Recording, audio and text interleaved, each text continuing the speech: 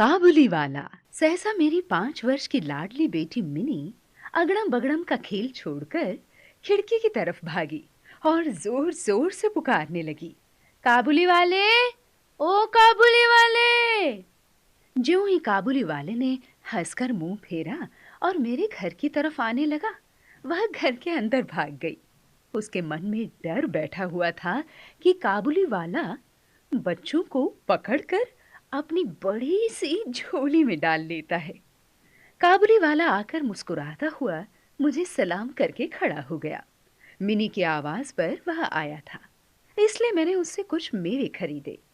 उसकी बातों से पता चला कि उसका नाम रहमत था। मिनी का डर दूर करने के विचार से मैंने उसे भीतर से बुलवा लिया। काबुली वाला झोली के अंदर से कुछ सूखे मेवे निकालकर मिनी को देने लगा, पर वह किसी तरह भी उन्हें लेने को राजी नहीं हुई। दुगने डर से मेरे घुटने से सटकर मेरे पैरों से लिपट गई। इस घटना के कुछ बाद एक दिन मैं किसी आवश्यक कार्य से बाहर जा रहा था। देखा कि दरवाजे के बाहर बेंच पर बैठी हुई मिनी काबुली वाले से हंस हंस कर बातें कर रही थी। काबुली वाला उसके पास बैठकर बड़े ध्यान से उसकी बकबक सुन रहा था। पिता के बाद शायद यह पहला व्यक्ति था जो इतने ध्यान से उसकी बकबक सुन रहा था। मिनी को उसने ढेर सारे मेवे दे रखे थे। मैंने रहमत को अठन्नी देते हुए कहा, आगे से इसे मेवा मत देना। धीरे धीरे काबुली वाला लगभग प्रतिदिन आने लगा। अपनी मीठी मीठी बातों से और पिस्ता बादाम देकर उसने मिनी के नन्हे से दिल का विश्वास पा लिया था। वे आपस में दोस्त बन गए थे। दोनों में कुछ बंधी हुई बातें और हंसी मजाक चलते। रहमत मिनी से कहता, मिनी, तुम क्या ससुराल कभी नहीं जाओगी? मिनी उलट कर पूछती, तुम ससुराल जाओगे क्या?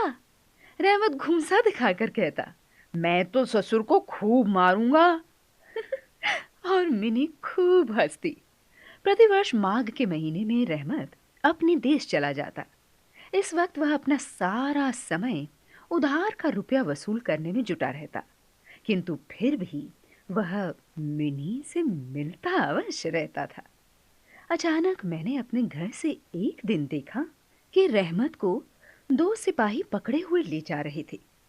रहमत के कुर्ते पर खून के दाग थे और एक सिपाही के हाथ में खून से सना एक छुरा। पूछने पर पता चला कि वसूली के समय किसी व्यक्ति ने रहमत से झूठ बोला और पैसे देने से इनकार कर दिया। बात बढ़ गई और रहमत ने उसे छुरा भोंक दिया।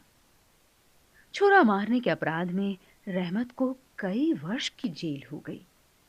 धीरे धीरे हम काबुली वाले को भूल गए। कितने ही वर्ष बीत गए। उस दिन मिनी का विवाह था।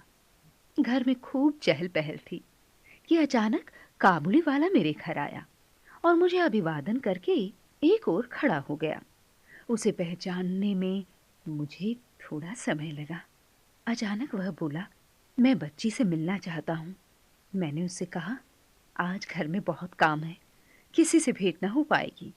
मायूस होकर वह बोला, यह अंगूर, बादाम, किशमिश बच्ची के लिए लाया था, उसको दे दीजिएगा।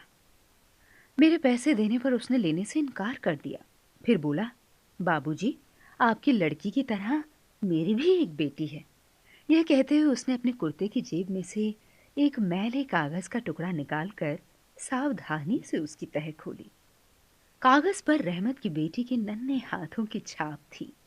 अपनी बेटी की इसी याद को सीने से लगाए रहमत कलकत्ता की गलियों में सौदा बेचा करता था। यह देखकर मेरा दिल भर आया। मैंने उसी समय मिनी को भीतर से बुलाया।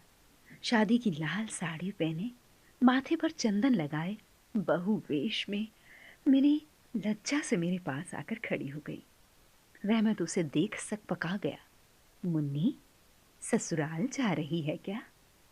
मिनी अब ससुराल का अर्थ समझती थी, इसलिए शर्मा गई। वह अंदर चली गई। मैंने एक नोट निकालकर रहमत को देते हुए कहा, रहमत, जाओ, तुम भी अपनी लड़की के पास अपने देश चले जाओ। तुम्हारी बेटी भी अब बड़ी हो गई होगी, उसकी भी शादी करनी है ना?